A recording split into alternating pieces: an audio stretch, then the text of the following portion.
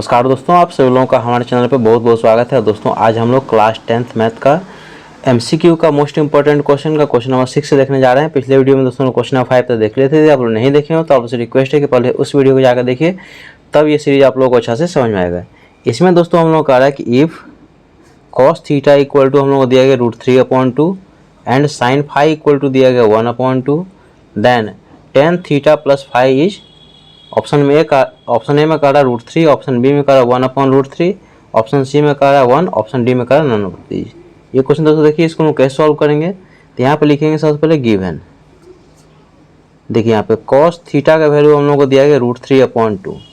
अब दोस्तों यहाँ पे देखिए लेफ्ट में क्या है, कॉस थीटा ट्रिग्नोमेट्रिक रेशियो क्या है कॉस थीटा, और राइट साइड में है इसका वैल्यू दिया गया है। तो दोस्तों आप लोग को पता होगा कि कॉस थीटा के केस में √3/2 कितना डिग्री का वैल्यू होता है। देखिए कॉस 30 डिग्री इक्वल टू होता है दोस्तों √3/2 होता है। cos 30 का वैल्यू कितना होता है, √3/2 होता है।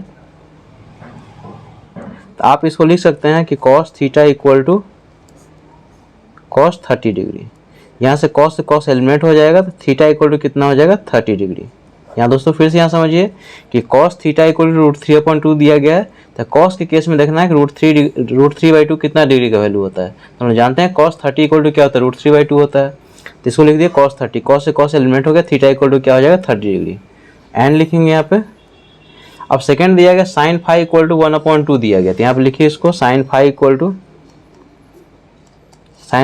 1/2। अब यहाँ पे दोस्तों देखना है साइन के केस में 1/2 कितना डिग्री का वैल्यू होता है। तो हम जानते हैं कि साइन 30 डिग्री इक्वल टू होता है, साइन 30 डिग्री इक्वल टू होता है 1/2 होता है। तो लिख लीजिए इसको कि साइन फाई इक्वल टू हो जाएगा यहाँ पे साइन 30 डिग्री, यहाँ पे साइन एलिमिनेट हो जाएगा तो फाई इक्वल टू हो जाएगा हम लोग को 30 डिग्री। अब दोस्तों देखिए हम लोग को जो वैल्यू निकालना है, किसका वैल्यू निकालना है, tan of theta plus phi का वैल्यू निकालना है। तो यहाँ पे लिख लीजिए, लिखेंगे therefore tan of theta plus phi, value put कर दीजिए तो हो जाएगा 10, थीटा का वैल्यू 30 डिग्री और प्लस फाई का वैल्यू है 30 डिग्री। तो ये हो जाएगा 10, 30 प्लस 30 60 डिग्री। दोस्तों हम लोग जानते हैं कि tan 60 का वैल्यू होता है √3 होता है। tan 60 equal to √3। अब दोस्तों यहाँ पे देखिए ऑप्शन कौन सा सही है इसमें, देखिए यहाँ पे ऑप्शन ए सही, इसको ऑप्शन ए को टिक कीजिए √3 और यहाँ पे लिख लीजिए ऑप्शन ए। ये दोस्तों इसका फाइनल आंसर हो जाएगा क्वेश्चन नंबर 6 का। आई होप दोस्तों क्वेश्चन नंबर 6 आप लोगों को समझ में आ गया होगा। बहुत आसान है, इस तरह क्वेश्चन आप लोग खुद से भी सॉल्व कर सकते हैं। अब इसका नेक्स्ट क्वेश्चन देखिए क्वेश्चन नंबर 7। देखिए यहाँ पे क्वेश्चन नंबर 7 हम लोग को दिया गया है the common difference of the AP दिया गया 1/2x, 1 - 4x upon 2x, 1 - 8x upon 2x dot is. क्या कह रहा है दोस्तों, ये एपी जो दिया गया है इसका कॉमन डिफरेंस इनमें से क्या होगा। ऑप्शन ए में कह रहा है -2x, ऑप्शन बी में कह रहा है -2, ऑप्शन सी में कह रहा है 2, ऑप्शन डी में कह रहा है 2x। अब दोस्तों देखिए यहाँ पे लिखेंगे गिवन एपी, लिखेंगे गिवन एपी, यह 1/2x, 1 - 4x अपॉन में 2x, 1 - 8x अपॉन में 2x डॉट। अब दोस्तों कॉमन डिफरेंस क्या होता है, कॉमन डिफरेंस का मतलब होता है second term minus first term. तो यहाँ आप लिखिए कि देयरफॉर कॉमन डिफरेंस मतलब होगा second term minus first term. तो देखिए ये फर्स्ट टर्म है, ये सेकंड टर्म है, ये थर्ड टर्म है। तो ये समझिए T1 है, ये T2 है और ये T3। तो कॉमन डिफरेंस का मतलब क्या होगा, second term minus first term. तो सेकंड टर्म कितना है 1 - 4x अपॉन में 2x minus first term 1 upon में 2x। अब इसका एलसीएम ले लीजिए, देखिए 2x और 2x का एलसीएम हो जाएगा 2x, डिनोमिनेटर सेम है तो ये हो जाएगा दिस माइनस दिस, यानी कि 1 - 4x माइनस 1। ये -1 से +1 यहाँ पे कैंसिल हो जाएगा तो हो जाएगा -4x अपॉन में 2x, x भी कैंसिल हो जाएगा, 2 से कैंसिल करेंगे ये 2 टाइम्स में, तो कितना रिजल्ट आ जाएगा इसका -2 आ जाएगा। तो लिखेंगे therefore common difference, common difference कितना हो जाएगा -2। अब दोस्तों देखिए इसमें करेक्ट ऑप्शन कौन सा है, करेक्ट ऑप्शन है यहाँ पे बी। बी को टिक कीजिए और यहाँ पे लिखिए इसका आंसर ऑप्शन बी। ये दोस्तों क्वेश्चन नंबर 7 का आंसर हो गया। अब इसका नेक्स्ट क्वेश्चन देखिए क्वेश्चन नंबर 8। देखिए यहाँ पे क्वेश्चन नंबर 8 हम लोगों को दिया गया है, the distance between the points m, -n and minus M comma N is, क्या करा दोस्तों, 2 पॉइंट हम लोगों को दिया गया, उसके बीच का डिस्टेंस बताना है, क्या होगा। ऑप्शन ए में करा है root under M square plus N square, option B में करा है M plus N, option C में करा 2 times root under M square plus N square, and option D में करा root under 2m square plus 2n square. अब दोस्तों यहाँ पे देखिए हम लोग 2 पॉइंट यहाँ पे बना लेते हैं। यहाँ पे एक पॉइंट ये है, दूसरा पॉइंट ये है, इसके बीच से एक लाइन जाएगा, मान लीजिए सब ए है और ये बी है, इसी के बीच का डिस्टेंस हम लोग को फाइंड करना है। तो पहला पॉइंट है हम लोग को m comma minus N, and दूसरा पॉइंट हम लोग को दिया गया है माइनस एम कॉमा एन। इसके बीच का डिस्टेंस हम लोग को निकालना है, ए बी निकालना है। तो लिखेंगे दोस्तों, हम लोग लिखेंगे बाय यूजिंग डिस्टेंस फॉर्मूला। देखिए ए बी के बीच का ए और बी के बीच का डिस्टेंस क्या हो जाएगा, ए बी हो जाएगा। तो लिखेंगे ए बी इक्वल टू हो जाएगा root under x2 minus x1 का होल स्क्वायर प्लस ये y2 माइनस y1 का होल स्क्वायर, और यहाँ पे रहेगा यूनिट्स रहेगा। देखिए अब x1 y1 क्या, x2 y2 क्या होता है। तो अल्फ़ाबेट में देखिए, अल्फ़ाबेट में a और b में पहले क्या आता है, a आता है। तो a का जो पहला कोऑर्डिनेट है समझिए x1 है और ये है y1, तो यहाँ लिख लीजिए x1, ये है y1, और b का जो पहला कोऑर्डिनेट है वो है x2 और ये हो गया y2। देखिए ये x1 है, ये y1 है, ये x2 है और ये y2। यहाँ वैल्यू पुट कीजिए, तो ए बी इक्वल टू हो जाएगा रूट अंडर x2। देखिए x2 का वैल्यू कितना है, माइनस एम माइनस x1 का वैल्यू कितना है, m का होल स्क्वायर प्लस y2 का वैल्यू कितना n माइनस y1 कितना है, माइनस n का होल स्क्वायर। यहाँ पे दोस्तों फिर समझिए, देखिए x2 माइनस x1 का होल स्क्वायर, तो x2 का वैल्यू कितना है, माइनस m, ये रहा, माइनस x1 का वैल्यू क्या, पॉजिटिव m का whole square plus y2 n है माइनस y1 का वैल्यू है माइनस n, इसीलिए हम लोग क्या है ब्रैकेट लगाए हैं ताकि साइन चेंज होगा तो इसमें कोई दिक्कत नहीं हो। आगे देखिए यहाँ पे, तो हो जाए ए बी इक्वल टू हो जाएगा रूट अंडर, देखिए माइनस m, तो ये हो जाएगा हम लोग को माइनस 2m का होल स्क्वायर प्लस ये हो जाएगा n, और ये माइनस माइनस हो जाएगा प्लस n का होल स्क्वायर। आगे देखिए, तो माइनस 2m का स्क्वायर हो जाएगा 4m square plus n plus n हो जाएगा 2n, तो हो जाएगा 2n का होल स्क्वायर। आगे देखिए, तो ए बी इक्वल टू हो जाएगा, यहाँ से 4 कॉमन, देखिए यहाँ पे हो जाएगा हम लोगों को 4m स्क्वायर प्लस 2n का होल स्क्वायर करें तो हो जाएगा 4n स्क्वायर। तो यहाँ से 4 कॉमन ले लीजिए, तो 4 कॉमन लेंगे तो ये हो जाएगा हम लोगों को m square plus n square. अब इस 4 को क्या कीजिए, रूट से बाहर कर लीजिए। तो ए बी इक्वल टू, देखिए 4 को रूट से बाहर करें तो कितना हो जाएगा, 2 हो जाएगा, क्योंकि इसमें 2 × 2 लिख सकते हैं, पेड़ लगाएंगे तो एक 2 बाहर आ जाएगा, तो जाएगा 2 टाइम्स ये root under m square plus n square. तो ये दोस्तों इसका फाइनल आंसर आ जाएगा, इसका डिस्टेंस लिखेंगे, therefore distance equal to 2 times root under m square plus n square. और यहाँ पे यूनिट्स भी हम लोग लगा सकते हैं, क्योंकि डिस्टेंस जब क्या निकालना तो यूनिट्स लिखेंगे यहाँ पे। देखिए इसका करेक्ट ऑप्शन कौन सा हो जाएगा, देखिए 2 times root under m square plus n square कौन सा है यहाँ पे, तो 2 times root under m square plus n square है, इसका ऑप्शन सी। तो सी को टिक कीजिए और यहाँ पे लिखिए ऑप्शन सी। ये दोस्तों इसका फाइनल आंसर हो जाएगा क्वेश्चन नंबर 8 का। आई होप दोस्तों क्वेश्चन नंबर 8 भी आप लोगों को समझ में आ गया होगा। बहुत आसान है, इसका क्वेश्चन आप लोग खुद से भी सॉल्व कर सकते हैं। अब इसका नेक्स्ट क्वेश्चन देखिए, क्वेश्चन नंबर 9।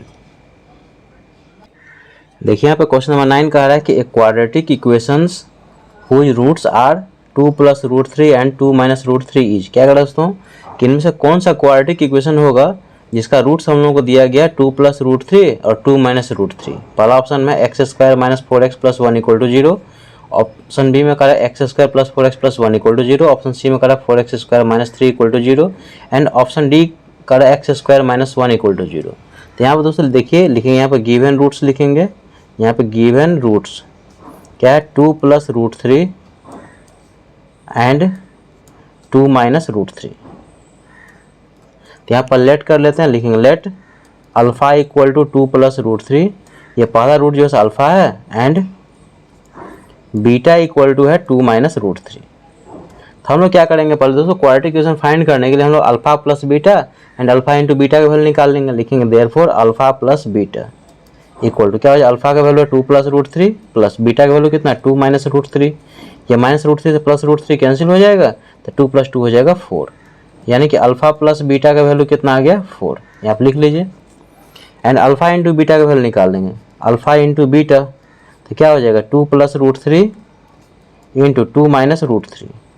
अब दोस्तों यहाँ पे देखिए, जो टर्म यहाँ पे है वही टर्म यहाँ पे है, और जो टर्म यहाँ पे है वही टर्म यहाँ पे है, तो ये समझिए कि ए है तो ए हो गया, ये बी है तो ये बी हो गया, बीच में साइन यहाँ प्लस का है और यहाँ साइन माइनस का है, तो ए प्लस बी इंटू ए माइनस बी क्या होता है, ए स्क्वायर माइनस बी स्क्वायर, तो ए का वैल्यू है 2, तो 2 का स्क्वायर माइनस बी का स्क्वायर यानी कि √3 का स्क्वायर, तो स्क्वायर से रूट कैंसिल हो जाएगा, तो हो जाएगा 2 का स्क्वायर 4 - 3, तो हो जाएगा 1 हो जाएगा। तो यहाँ से दोस्तों अल्फा इंटू बीटा का वैल्यू क्या हो जाएगा 1 हो जाएगा। अब इससे आगे दोस्तों नेक्स्ट पेज में देखिए, हम लोग क्वाड्रेटिक फॉर्मूला जानते हैं। क्वाड्रेटिक इक्वेशन निकालने के लिए क्या होता है, X square minus alpha plus beta into X plus alpha into beta equal to 0।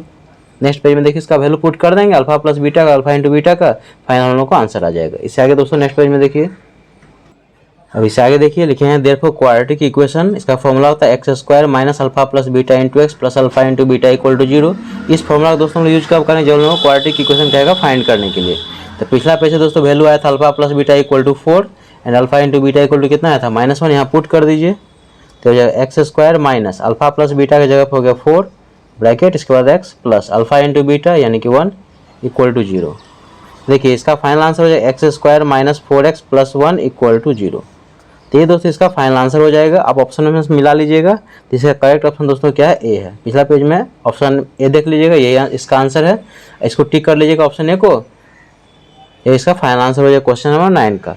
I hope दोस्तों क्वेश्चन नंबर 9 भी आप लोगों को समझ में आ गया होगा। अब इसका नेक्स्ट क्वेश्चन देखिए, क्वेश्चन नंबर 10।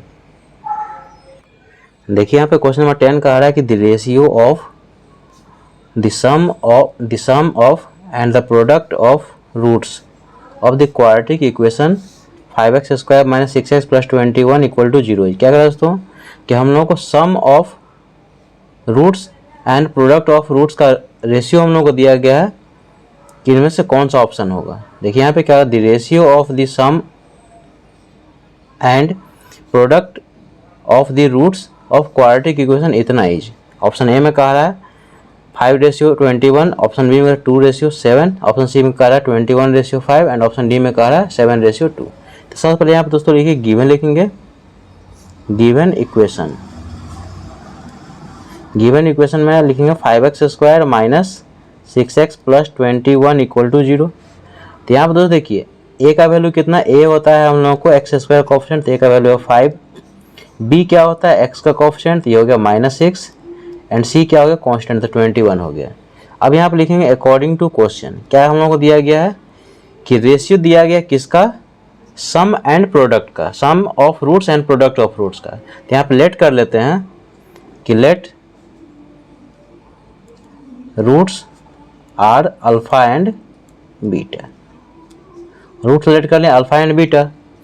तो लिखेंगे यहाँ पे अकॉर्डिंग टू क्वेश्चन में सम ऑफ रूट्स बाय में प्रोडक्ट ऑफ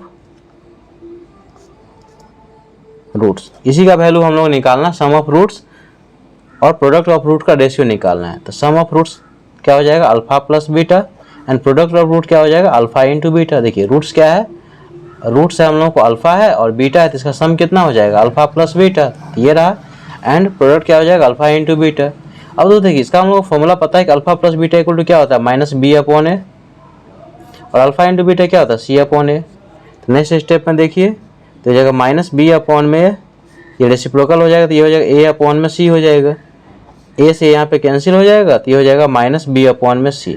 अब यहाँ वैल्यू पुट कर ली, तो हो जाएगा माइनस, देखिए b का वैल्यू कितना है, देखिए b का वैल्यू है -6, तो ये हो जाएगा -6/c का वैल्यू कितना है 21। तो आगे देखिए माइनस माइनस हो जाएगा +6/21, कैंसिल कीजिए, 3 2 जा 3 7 जा, तो 2/7 आ गया इसका वैल्यू। इसको आप ऐसे भी लिख सकते हैं 2:7। तो देखिए इसमें करेक्ट ऑप्शन कौन सा है। अब दोस्तों देखिए करेक्ट ऑप्शन इसका कितना है, देखिए 2:7 ऑप्शन कौन सा है, बी है। तो बी को टिक कीजिए यहाँ पे और लिखिए इसका ऑप्शन बी, ये दोस्तों इसका फाइनल आंसर हो जाए क्वेश्चन नंबर 10 का। आई होप दोस्तों ये सारा क्वेश्चन आप लोगों को समझ में आ गया होगा। कहीं भी डाउट हो तो कमेंट जरिए पूछ सकते हैं। वीडियो अच्छा लगे तो लाइक कीजिए, शेयर कीजिए, सब्सक्राइब कीजिए। दोस्तों कमेंट करके जो बताइएगा कि ये कंसेप्ट आप लोगों को समझ में आया कि नहीं। मिलता है नेक्स्ट वीडियो में, तब तक के लिए थैंक यू सो मच।